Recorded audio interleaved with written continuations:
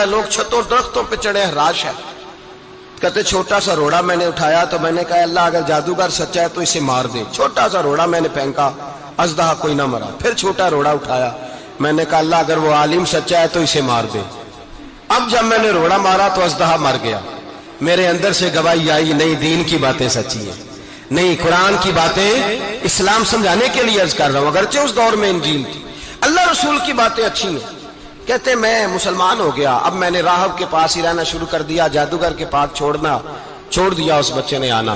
بادشاہ پوچھتا کہاں زیادہ وقت گزارتے ہو تو بات گول کر دیتا. وقت تیزی سے بڑھنے لگا. اللہ نے اس نوجوان میں طاقت پیدا کر دی. اب وہ اس کے اندر نا اللہ نے توانائی روحانیت پیدا کر دی. ابھی جوان ہے، 14-15 سال عمر ہے. اللہ نے اب جو بیمار بھی آتا وہ دعا کرتا تو اللہ صحت عطا کر دیتا. جو بھی آتا. بادشاہ کا ایک درباری تھا، بادشاہ کو پنکھا جلتا تھا، وہ اندھا ہو گیا. کوئی ایسی تکلیف آئی کہ نابینا ہو گیا. بڑے علاج کرائے، شفا نہیں ہوئی. کسی نے اس بچے کا پتہ بتایا کانوں میں. اس کے پاس گیا تو بچہ کہنے لگا شفا تو ہو جائے گی پر کلمہ پڑھنا پڑے گا، مسلمان ہونا پڑے گا.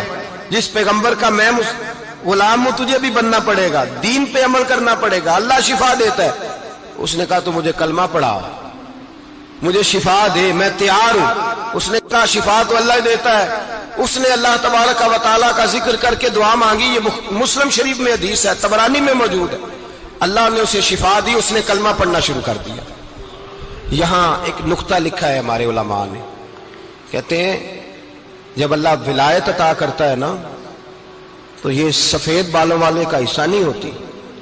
اگر جوانی میں کوئی آدمی توبہ کر کے تصوف کے راستے پہ چلتا ہے تو سب سے زیادہ ولایت اللہ اسے عطا فرماتا ہے. سب سے زیادہ ولایت اس کے پاس ہوتی ہے.